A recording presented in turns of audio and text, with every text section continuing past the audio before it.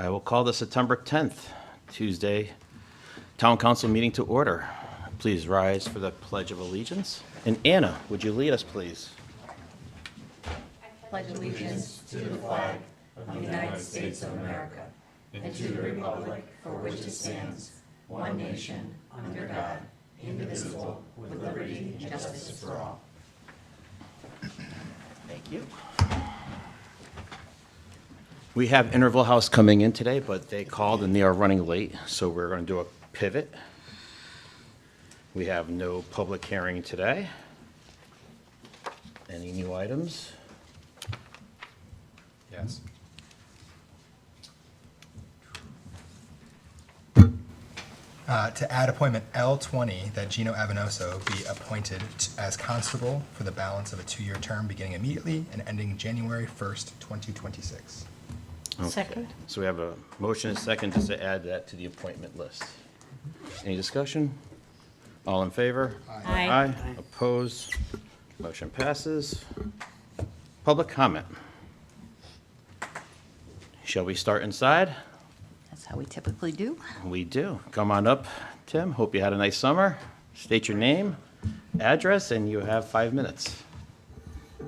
Need that. Tim Kelly, 62 Westview. Thank you for your time.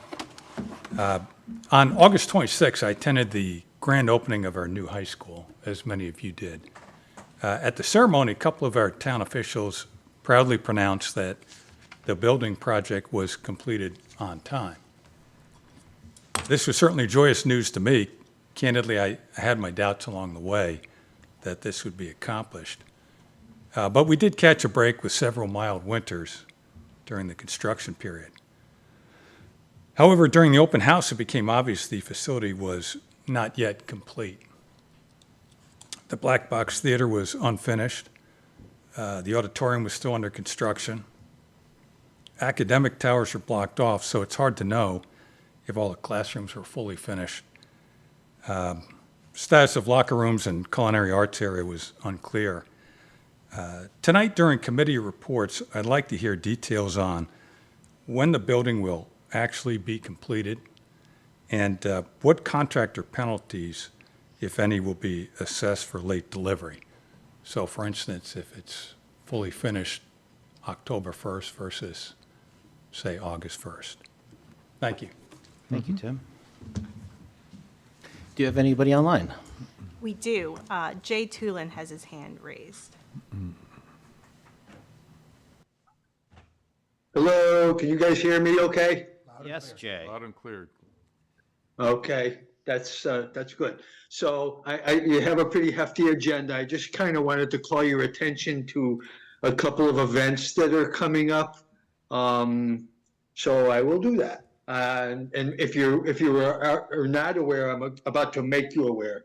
October 7th, at the Bethel Temple in West Hartford, Albany Avenue, which was the temple that I was a member of, there is going to be an event to pay tribute or whatever, or to acknowledge what happened last October 7th. So I want to make you aware of that. They are requiring pre-registration.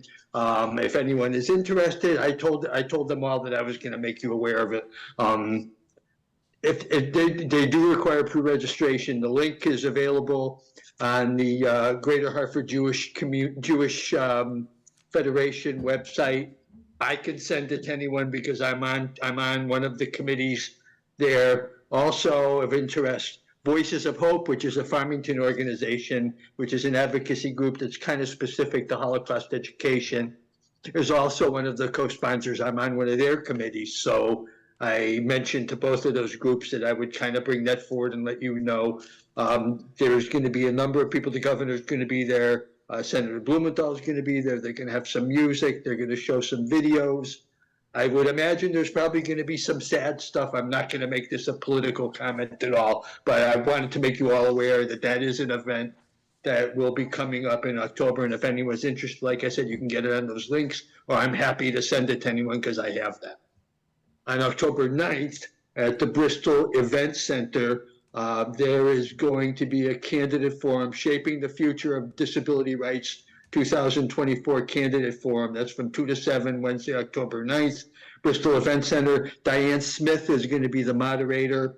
I don't know who's going to show up, but I know all of the federal people that are running for election, our congressional seats, Senate seats, and president and vice president candidates are being invited. Whether they come or not, I don't know. I'm also involved in a couple of disability groups, so it will be a very informative event. Disability rights is obviously very important. It's something near and dear to my heart. So I want to just make you aware of those two events. There are a couple of other things I'm working on. I will bring them forward to you probably at your next meeting. But I appreciate your time, and that's all I have to say for now. Thank you. Again, if anyone is interested in those, I'm happy to send the links because they do want pre-registration for both of those events. Thank you, Jay. Thanks. Jay, and just for the record, your full name and address. Oh, I am supposed to do that. I should know that by now. Sorry about that. Jay Tulin, 39 Timberline Drive. Shame on me. Thank you, Jay. Thank you, Joe, and everyone else. Have a great night. Thank you, you too. Anybody else, Kat? No other hands are raised. All right. And then we will close public comment and we'll go over to item G. Make a motion to accept the July 9th, 2024 regular town council meeting minutes. Second? Have a motion and a second. Any discussion, corrections? A correction, item J4, it should be Ms. Palumbo, not instead of Mr. Oh, sorry. Anything else? We're sure Gary wasn't here. All in favor? Aye. Opposed? Motion passes. H, we have none. So we'll go to reports of committee. 1928. For the 1928 Building Committee, we have contract site work awarded to J.R. Paluccio in the amount of just over $1 million. Bid for building renovations was issued on August 18th, 2024. The mandatory pre-bid meeting was held on September 4th, and it was very well attended, so we are very excited to hopefully get some great bids coming in. Bid opening will be held on September 24th, and our next meeting is scheduled for September 17th at 4:30. High School Building Committee. Yes, so we were all at the ribbon cutting together on August 26th. Our next meeting is September 18th. To try to answer some of the questions that were raised during public comment, my understanding is that it's only the auditorium and the black box theater that needed more work. All of the academic towers and academic spaces were complete by the time the building opened. I don't know, Kat, when the rest of those spaces are scheduled to be completed, what we're thinking in terms of the auditorium and the black box? I believe it'd be in the next within the next few weeks to the end of the month. Okay. Black Box is open today. Black box is open today. World class in the Black Box Theater tomorrow. In about 2 weeks, the auditorium. Great. And then there's just punch list items. And Mr. Kelly asked a question about any kind of penalties because the building wasn't done. No, they have got to get the CO before school started. Right. And obviously, the whole building wasn't open during the tour just for safety. There wasn't enough staff members on board to have every classroom and every tower open for the tours. So they had a limited viewing. And we're gonna have a full tours in October. I don't remember that date. Yeah, it's going to be October 26th. We'll be offering full tours to the public. And like was just said, school was opening the next day, and with that many people in attendance, it was just trying to keep it as controlled as possible for the open house. Thank you. Chair report. All right. On Thursday, September 26th, Services of the Elderly will be Driving for Hope charity golf tournament. If anybody's interested in attending to play golf or just attend a dinner, please call them at 860-673-1411. On September 28th and 29th, the historic Unionville District will be doing a walking tour, beginning at the Masonic Lodge, 22 Main Street, Unionville, travel along Main Street to the intersection of Perry Street and back. The tours will run from 10 a.m. to 2 p.m. on Saturday and 1 to 4 on Sunday, leaving every 90 minutes. Check out Explore Farmington and sign up for the newsletter to stay in touch with all the things going on, especially there's several things going on this weekend, from a polo match, Chicken Stock Music Festival, Yoga on the Land. Tomorrow, the 23rd anniversary of 9/11, Troop 170 will hold their commemoration ceremony and flag retirement. It'll be tomorrow at 6:30 Unionville Gazebo. Parking is available on Mill Street and at Union School. Candles with holders will be provided. If you wish to have a flag to be retired, please bring it. For the big election coming up, absentee ballots will be mailed out starting October 4th. Please go to the town clerk's website and fill out the information where you can put your school address if you're attending college, and start mailing everything out to you on the 4th of October. Unionville Museum has 2 things coming up. First, they just started on the 8th with Hidden Treasures of Unionville, 40 Years of Collecting. That will run until December 29th on Saturdays, Sundays, and Wednesdays from 2 p.m. to 4 p.m. To help celebrate this museum's anniversary milestone, they've searched their collection of over 10,000 artifacts and photographs to bring you an amazing exhibit of rarely seen items and memorabilia. Stop by and enjoy the memories. And lastly, Unionville Museum's 40th anniversary party will be Friday, October 18th from 6 to 9 p.m. at Tunks's Country Club, 87 Town Farm Road. Hors d'oeuvres, cash bar, and 1 complimentary drink is included, $50 per person. You can go to the Unionville Museum to purchase tickets. And from there, we will move on to the Board of Education. So the Board of Education has not yet met for this school year, but I did talk with Chair Bill Beckert today just to get a preview of what's to come, and he acknowledged that the transition to the new bus company has been challenging with multiple issues, and he acknowledged the board is aware of these issues. There have been multiple discussions with Superintendent Greeter to try to resolve it. Specialty Transportation will be speaking to the board at its meeting next week on September 16th to respond to many of these concerns. And he asked that I reiterate that the board's working hard to solve it, but acknowledges that these are significant issues and the public is rightfully frustrated and annoyed. Annoyed is a gentle way to put it. So he said that anyone who wants to make public comment to the board should attend the meeting on Monday, the 16th, at FHS. The FHS opening, he reported, was well received. He confirmed as well that he would be addressing the status of the auditorium and the other aspects of the school in his opening remarks. Otherwise, that's it for now. Next meeting, Monday, 7 p.m. And I actually believe for the school bus issue, the board did issue a letter to all the parents showing an escalation clause of phone numbers and contacts in order to follow a progression. Thank you for You're sharing that. welcome. All right, Conservation Inland Wetlands. Yes, so Conservation and Inland Wetlands last met a weekish ago on the 4th. There have been some routine applications. For example, Winding Trails submitted an application to build a pavilion near the pickleball courts, so that way people waiting to play can wait in the shade. The commission, the Inland Wetlands Commission, did approve that, subject to ongoing discussion with town staff to make sure it meets erosion requirements. There are 2 ongoing enforcement actions related to activity in the wetlands or the upland review area without a permit.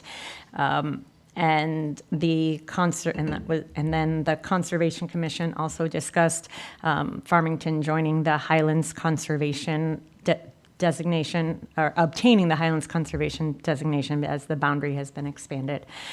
The next meeting will be September 18th at 7 p.m. here in Town Council chambers and on Zoom. Thank you. Economic Development Commission.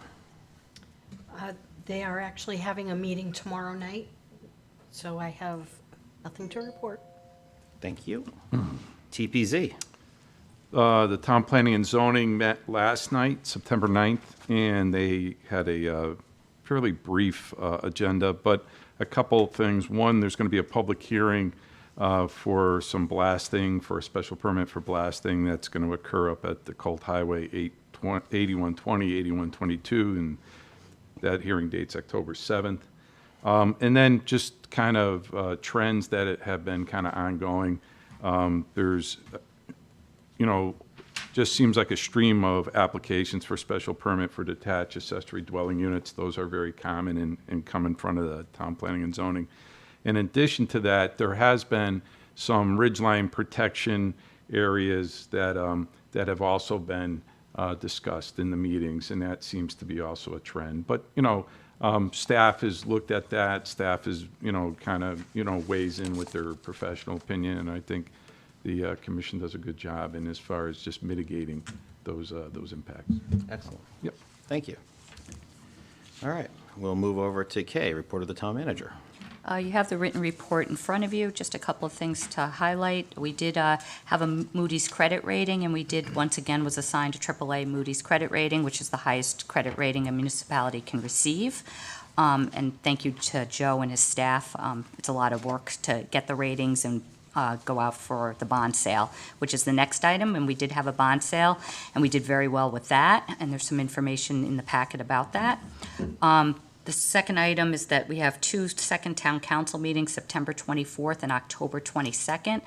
We thought the September 24th meeting, we would have a workshop meeting in which the council would discuss the next set of priorities among the goals listed in the strategic plan. And October 22nd, Miss Porter School has invited the town council to hold a meeting at Miss Porter School and do a tour.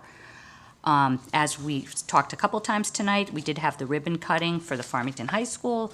That went very well, and I just wanted to thank, obviously, our taxpayers, our state and local officials, the Farmington High School Building Committee, and multiple ad hoc committees for making this project a reality. I'd also like to recognize Kat and Russ, my staff, who have been working really hard in the overall high school project, and Kat at her hard work on the ribbon cutting. So I don't know if you have any questions. First of all, again, thank you, Joe, Russ, Kat, everybody for all your work. It's truly appreciated.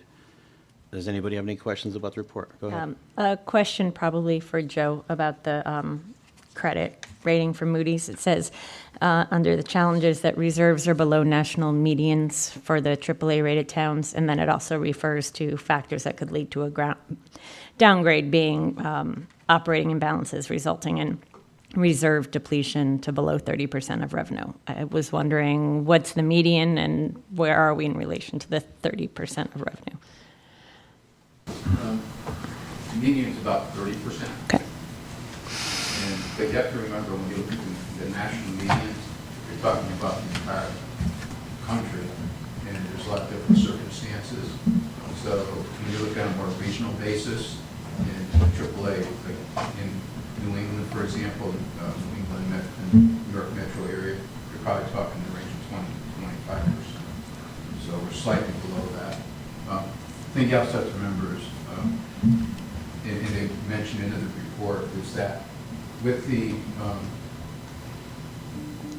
because we're so reliant on property taxes, and because property taxes are generally encumbered, nobody can attack property taxes. And we have a limited authority to raise taxes. That automatically puts us at a AA credit rating. So from there, they factor in, that kind of offsets some of the fund balance, the lower fund balance, because a lot of other communities, a lot of other places, California, for example, Massachusetts, they can't raise taxes. They have caps on how much they can raise the taxes. We don't have that. So that helps the fund balance issue. Thanks, Joe. Any other questions? Can I get a motion to accept the town manager's report? Second? No, you have to say the motion. Oh, I thought you were taking over for me. I thought you were taking over. So I went back to second. I'd like to make a motion to accept the town manager's report.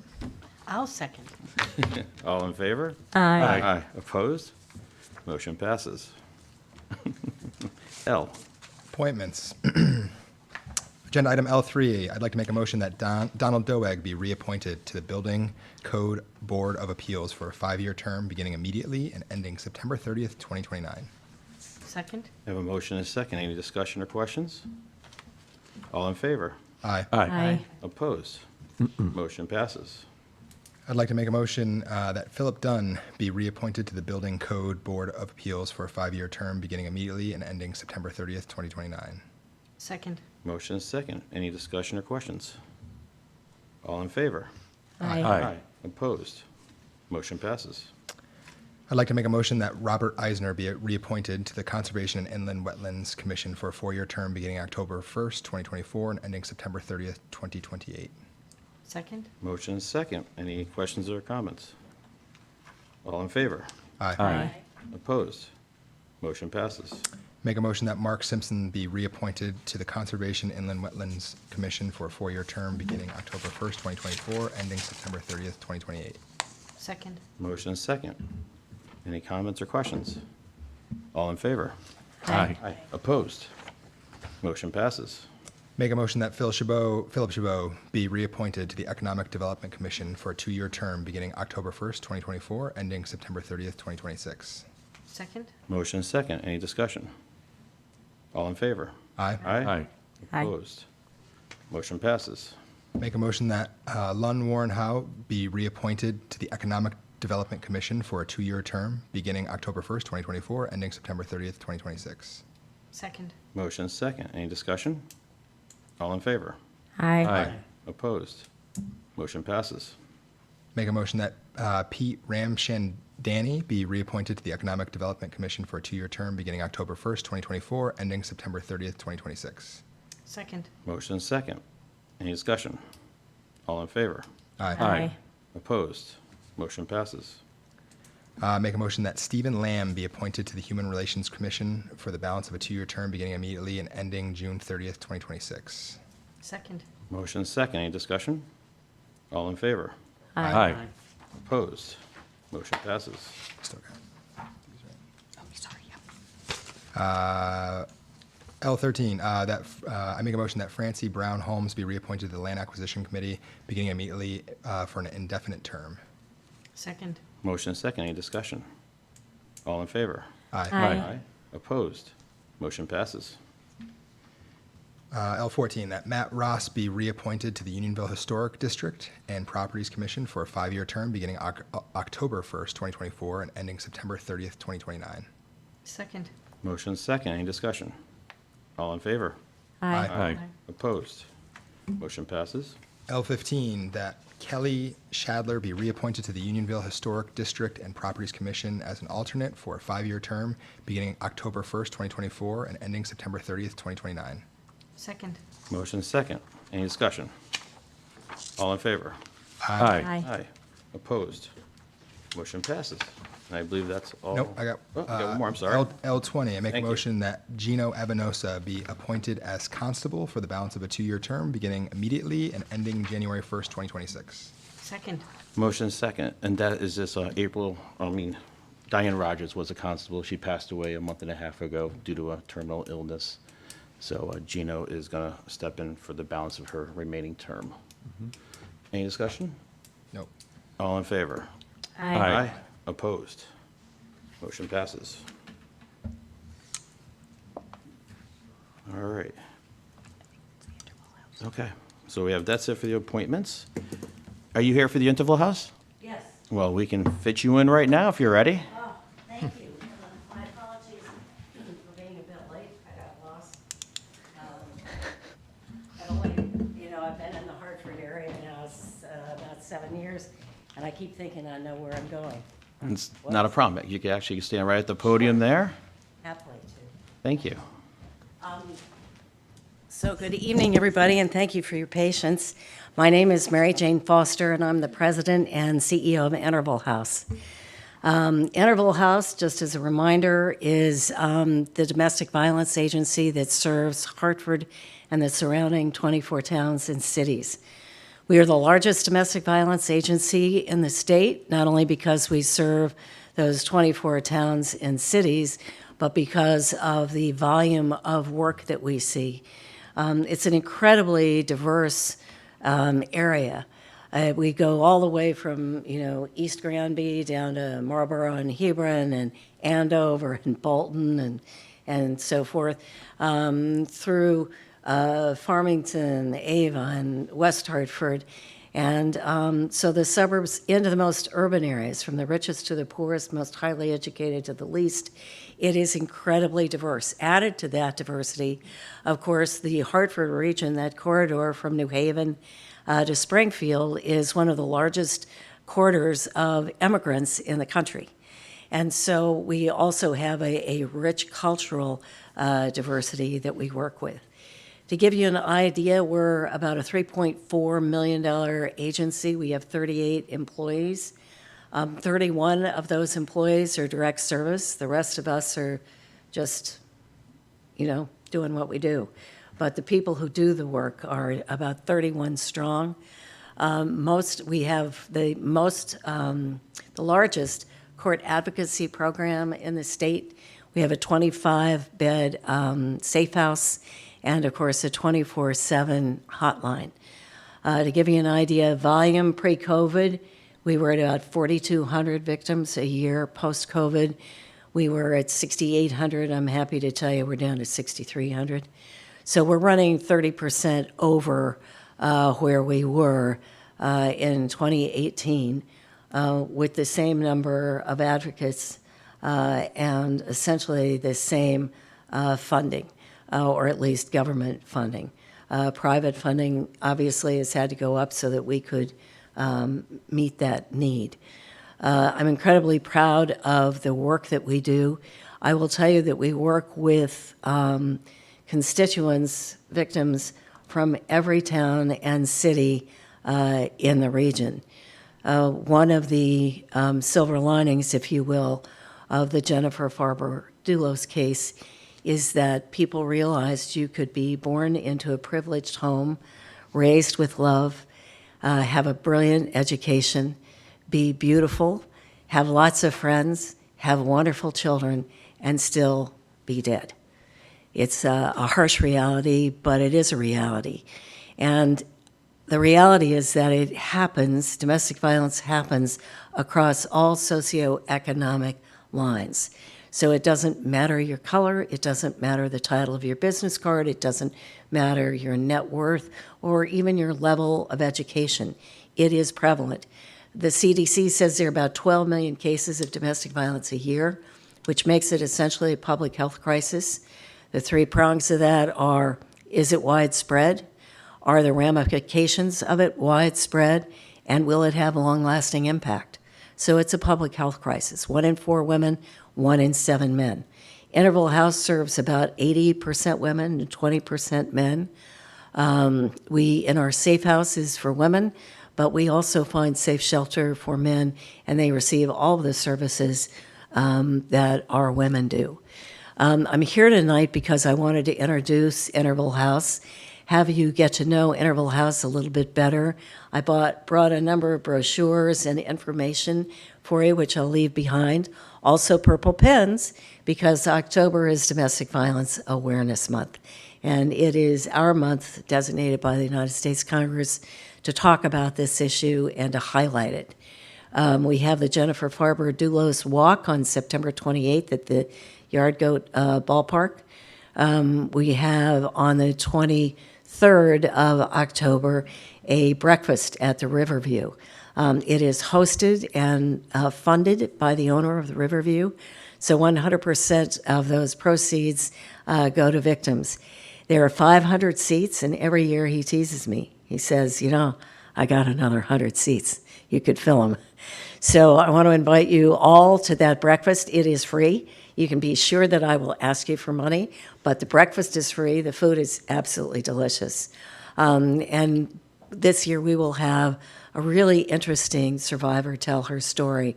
She's a young woman, tall, thin, blonde, athlete, star student, who fell into a relationship her first year of high school that became abusive and controlling. And it took her, it also became physically abusive, and it took her until her senior year in high school. when she was knocked to the floor in her boyfriend's home. And her boyfriend's mother offered to drive her home. She said no. And by the time she got herself home, she realized what she had to do. And she is incredibly mature and poised and present in her story. It's an incredibly powerful story, so I hope you can join us for that. The big ask that I will make, of course, we always accept municipal funding, always. Greater community funds, always. But the big ask I have for you is to help raise awareness about who we are and the resources that we have. Domestic violence is present in all of our communities. You cannot escape it, whether it's a Jennifer Dulos or it's the two women murdered in Simsbury, two in the last 2.5 years, or the murders that we see across every town and city. It's important that we get out. Interval House's new initiative, it's not new, but a special emphasis we have now is on getting into the schools and talking to the kids. So if you can open doors for us, I'm happy to come talk to your Lions Club, your Rotary Club, the Elks, the library. We do programs in the library on a regular basis, and happy to work with any of the schools, their clubs. It's all free, and all of our conversations with folks, regardless of their age, is not only free, but confidential by state statute. So please help us out by spreading the word. I'm going to leave you your pens, and I'm going to leave you brochures so that you won't forget. I appreciate this time. I'm happy to take any questions, and thanks so much for having me here. Well, thank you very much for coming and You giving bet. us a great explanation of what you guys provide for the victims here. And we happen to have the liaison to the Board of Education here, so maybe she can put a good word into the Board of Education and have you do our presentation there. Hello. But does anybody have any questions, please? All good? I think Amy does. What do you attribute the increase recently to? That's such a great question. And when COVID hit, we said, well, the isolation is going to make it tougher, because even if you were in an abusive relationship, you could get to the grocery store, or the house of faith, or your work, or whatever. And now everybody was tied in close together. And sure enough, we did see that spike. And we fully expected that once the COVID restrictions lifted, that it would get better, completely forgetting what we of all people should have known, that when an abuser loses control is when it gets really dangerous. So we went into the isolation thing, made it more dangerous. We came out of it, made it more dangerous. And that's the best explanation I or anyone I know can give you. We don't know why. What we know is that the numbers are not abating. We also know that there is an increased intensity of violence. There is a almost total lack of regard for the rule of law. More protective orders are being violated, more GPS ankle bracelets being cut off. Really a marked increase in violence and danger. Any other questions? I just want to say thank you, Mary Jane. You guys do important work, and I very much appreciate that you're. I guess my one question would be, hearing the incredible increase, and yet you're still working with the same number of staff. How is it? Because that same number of staff is working, or is it because you need more funding to increase staff? Is there an impact there? Yeah, let me get my Kleenex. The fact is that it has all to do with a reduction in federal funding. The Victims of Crime Act was funded by restitution from largely white-collar crime, restitution, fines, things like that. In a pinch one year, Congress, in its wisdom, took those restricted designated funds and put it into the general budget, thinking that VOCA, the Victim of Crimes Act, had plenty of money. Well, they watched the money go like this, and literally, I guess it was 3 years ago this fall, Joe Biden signed I'm not making this up, Fix VOCA Act. And it redirected the restitutions and fines into the Victims of Crime Act pot, but it just hasn't been enough. So we have seen funding go down and down and down. To the credit of our state legislature, they have used CARES Act and ARPA money to meet that gap. As we all know, that the CARES and ARPA money is essentially gone. It will certainly be gone by next June 30th. And next July 1, we have been told to expect as much as an 80% cut in VOCA funding. To give you an idea, our VOCA funding is about $600,000 of the $3.4 million budget. It funds all of the court advocates. So I am scrambling like crazy to figure out how we can fund those positions, because I can't do more and more with less. I can't. So we're working on it. I've made some progress, but I'm happy that I've got at least 9 months to figure this out, because it's a big issue. Do you get funding from any of your member towns? Yes, many of them. Hartford leads the pack. We have a victim advocate embedded with the Hartford Police, which they fund for $50,000, as well as an emergency service grant that's about, I think it's 17 this year. Manchester, 100% funds a full-time advocate embedded with their police department, as well as a CDBG grant of $10,000. West Hartford is 10, East Hartford is 10, and then we have Glastonbury is 10, and then there's several 7,500, 5,000, 2,500. We have been working on that not only because we work with your residents.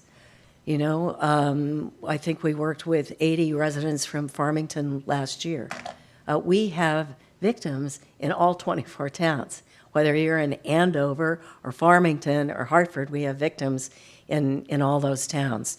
So we have made that pitch, and we've been very fortunate that many municipalities have been helpful. We have another municipality who has said they're going to help us fund another one of those advocates in the police department. So we're working on it. All you can do is nibble away at it. Do you find that the advocates that are embedded with the local police department is really a huge success?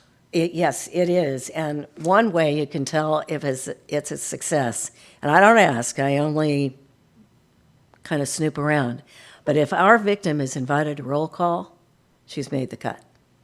And they are all included in roll call. They're an integral part of the departments. The Manchester Police Chief has said, you know, she's one of us. I don't know what we'd do without her.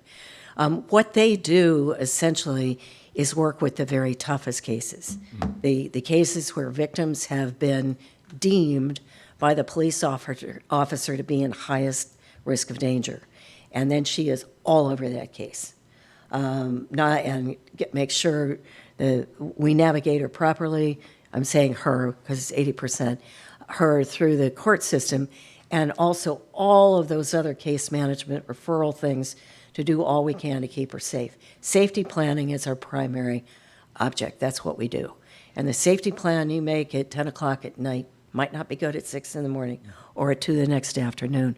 So it's a very dynamic, constant thing. And in West Hartford, East Hartford, Manchester, and Hartford, all of them have said how valuable they find it. And again, we are happy because we know that they are working with the highest risk. All that said, the average, when I talked about the rule of law, the average number of homicides in Connecticut was 14, kind of came down to 12. Last year was 19. And with 2 cases yet to be determined as to whether they're family violence or intimate partner. So we're back up from 12 to 19 or 21. This is not a blip. It is a significant issue for us. Anybody else? Well, thank you for your time. All right. Please leave us the stuff. I will do what I can to I will. promote you out there. Great, thank you. Pass down. Bob gave you, brought you swag, the purple button. October's coming up. You can wear it all day, every day. Thank you very much. Thank you, I appreciate it. Thank you. Have a great night. Great, thank you. All right, we'll go now to M, old business. We're clear there. So we'll go to N, new business. Okay, item N1, to approve the attached resolution adopting the Capital Regional Natural Hazard Mitigation Plan Update 2024-2029. Second? Motion and second, Kathy. This is the capital, the CROG has updated their hazardous mitigation plan, and to be eligible for the grants, we need to authorize me to sign their resolution. All right, and this is their resolution, not our resolution. Yep. Any questions? Just, I did actually look up the natural hazard mitigation plan and realized it was over 200 pages and did not have that time to read it. So in a nutshell, is the town obligated to do anything when we sign it? Are there costs to the town? No, it's actually, if we want to, any of the grants that come through, we have to sign it. And we've signed it back in 2014 and 2019, and they've updated their plan. I think they added the climate part of it, and that's why they were updating it. So we've in the past applied for grants, and have we received some grants through this, or not? Not to our knowledge, but we are eligible to apply, and we have to have the resolution to receive the money. Okay, and this resolution is essentially, other than the changes to the plan, there's no real change to the resolution, if that makes sense. Like, we're not agreeing to anything different, or signing Correct. anything different than we have before. Correct. Any other questions? All in favor? Aye. Opposed? Motion passes. N2, to set a public hearing at 7:05 PM on October 8th, 2024, in the Town Hall Council Chambers to amend Farmington Town Code, Chapter 165, Solid Waste. Second? Motion second, Kathy. So this is to set a public hearing. We're going to have CROG come to the next meeting and do a presentation for us in detail about it. So we're really just setting a public hearing. What we're doing is we're amending our solid waste chapter 165. We're actually repealing it and replacing it with a new section. So they will be at the meeting, and they'll go through a presentation for us. And they can answer all of our questions at that point? Correct. All right. Anything else from the dais? Will they have something that kind of shows the changes, just like in track changes, or something that makes it easy to kind of see? Yes. Do that, okay. Yep. Thank you. Yeah. We're part of this group as it is now, and basically, and Russ is, what are you, the secretary of the group? Treasure. Russ is the treasurer of the group, and after COVID, they have regrouped, and we have some new towns that are part of it, and they're changing up the bylaws a little bit and some different things. So the CROG is going to be here, Russ will be here, and they'll go through it in detail for us. Great. Anybody else? All in favor? Aye. Aye. Opposed? Motion passes. N3, to adopt the attached resolution which authorizes the town manager to enter into and deliver to the State of Connecticut Department of Energy and Environmental Protection any and all documents which it deems to be necessary or appropriate for a grant of $208,000 for the Farmington Center Connectivity Project Phase 1. Second? So this Motion came. and second. Oh. Thank you. This came from DEP. It's again a resolution that authorizes us to get our grant for $208,000. That's the grant, Brian, that the bike committee has. Yeah, I was excited to see Yeah, this. so- yeah, so the resolution. So we have to sign that, or to adopt it. We're not signing anything, we're adopting the resolution. All right. Any questions? Just a point of curiosity, I saw that it was DEP. What's the connection between DEP and do you know, and the connectivity? Brian, would you know for the grant why it went through the DEP, the Trails grant? I'm You know, I not, can't say that I could answer that right now. I don't know. Yeah. Do you know, Russ? I just might have to have an answer. This, DEEP puts out, they have X amount of dollars for funding every year, and because it's a Trails grant application. Okay. It's from, basically, to get us through Farmington Center from the bridge, trying to that plan, and this is like a come up with a schematic plan to show where the location of that trail access would be to get us from basically Garden Street area up to through the judgment area. So it's a preliminary kind of study. Okay, thanks. Consider all the augmentation of the trail. All right. Any other questions? The language of this resolution is what DEEP requires. Yes. All in favor? Aye. Aye. Opposed? Motion passes. And 4, to adopt the attached resolution which authorizes the town manager to enter into and deliver to the State of Connecticut Department of Energy and Environmental Protection any and all documents which it deems necessary or appropriate for the Westwoods Clubhouse improvements and additional four pickleball courts. Second. Motion is second. Kathy? So we got notified by DEEP. This was the extra funding that we got through our state representatives, and I guess this grant that we received is going through DEEP. I'm not certain why it is going through DEEP, but it is going through DEEP, and this is the paperwork that we have to fill out. Any other questions? All in favor? Aye. Aye. Opposed? Motion passes. And 5, to award a contract for the purchase of one 2025 Jacobson Fairway mower to MTE Equipment Solutions, Inc. of New Milford, Connecticut, at the purchase price of $84,250. Second. Motion is second. Kathy? This motion is to contract with the vendor to purchase a new fairway mower that will be used at the Westwoods Golf Course staff for their daily operations. It is being, the unit is being acquired would replace a 2001 mower. The funds of $85,000 are in the capital budget, and the purchase went through a cooperative bid. Questions? Why is it through Massachusetts? I just noticed that it's a cooperative bid with through Massachusetts, so I was just curious. The state of the Commonwealth of Massachusetts has this large tractor recreational equipment bid that a lot of the equipment suppliers get involved with. So it's the closest regional bid we could find. There's other bids. Sourcewell, which is out of Minneapolis, has a similar type of bid. It's not as favorable terms. What's happened in the past 5 years is that more and more cooperative bidding has taken place.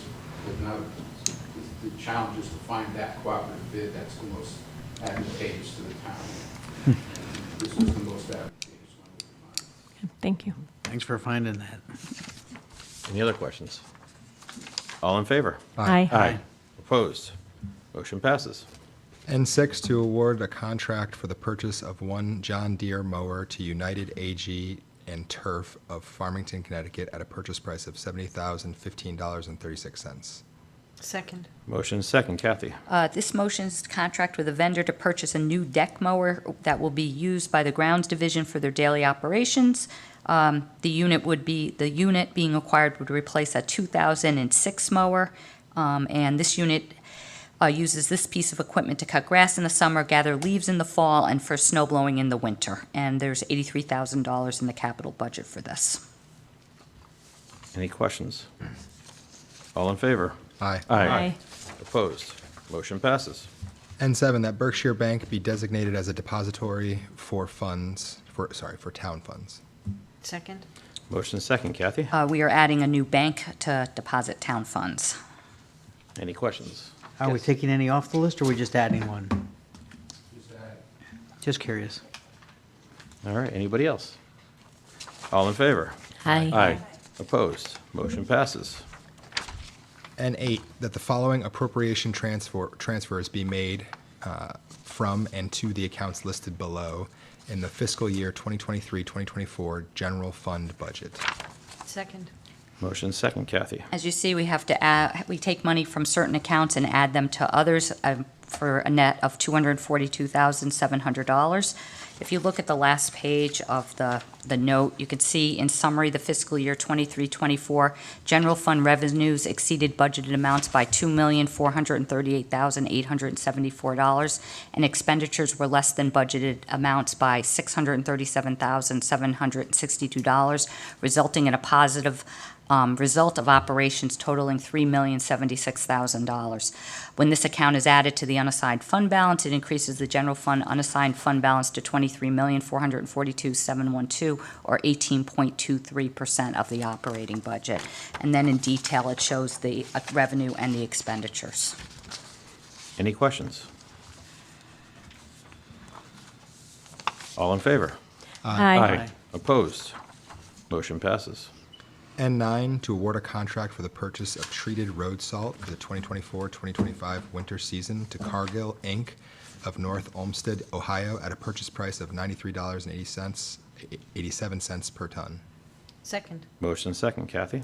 The purpose of this motion is to contract with a vendor to supply treated road salt, which will be used by the Highway and Grounds Division on snow and ice-covered roads and sidewalks during the upcoming winter season. It's estimated that the town will use 2,000 tons during the 24-25 winter season, bringing the value of this award to $187,740. Funds are available in the Highway and Grounds operating budget. The contract was through the Capital Region Purchasing Cooperative Bid number 765. Any questions? Yes, I Brian? just have a quick one because I'm curious. Since we had such a mild winter, did we purchase salt last year and did we have any left over? And Russ? yes and yes. So are we just adding to what we have to balance it out? We're still buying the same amount that we normally would have, but our barn is about half, 3/4 full. Oh, okay. So we have to purchase a minimum of 50%. Which I get, yeah. Yeah, it's a minimum that we have to purchase, so that's what we had to purchase, that's what we put the barn with. Excellent. We got room for that? Absolutely. Excellent. Just curious. Need more money for the barn, but We're getting pickleball courts. listen, we just replaced the 2001 and 2006 mower. Slowly but surely, it gets there. Can we sell the extra salt? Any other questions? All in favor? Aye. Aye. Opposed? Motion passes. N10, to change the time and location of the October 22nd, 2024 Town Council meeting from 7 p.m. in the Town Council chambers to 5:30 p.m. at Miss Porter's school. Second. Motion is second. Kathy? As I stated in the manager's report, Miss Porter School has invited the town council to hold their meeting at their location. Council members will have an opportunity to tour the facility and meet with students and Miss Porter's staff. Over the years, the town council has held a meeting at Miss Porter School to discuss topics of mutual interest. Any questions? Will, last time I went to a meeting at Miss Porter's, we had dinner there first. I think we are having dinner. They've invited us to dinner. Okay. Yes. Thank you. So, yes, so 5:30 for dinner, otherwise no dinner. All in favor? Aye. Aye. Opposed? Motion passes. N11, to approve the property tax refunds listed below. Second. Motion is second. Any questions? All in favor? Aye. Aye. Opposed? Motion passes. And before we adjourn, we'll be going into executive session. Make a motion to adjourn to executive session to discuss collective bargaining. Second. In attendance at the executive session shall be limited to members of the town council, town manager, assistant to the town manager. Approvals of this motion shall be by 2/3, and I'll stop talking. Motion second. All in favor? Aye. Aye. Opposed? Motion passes at 7:53. Have a good night, everybody, and stay safe.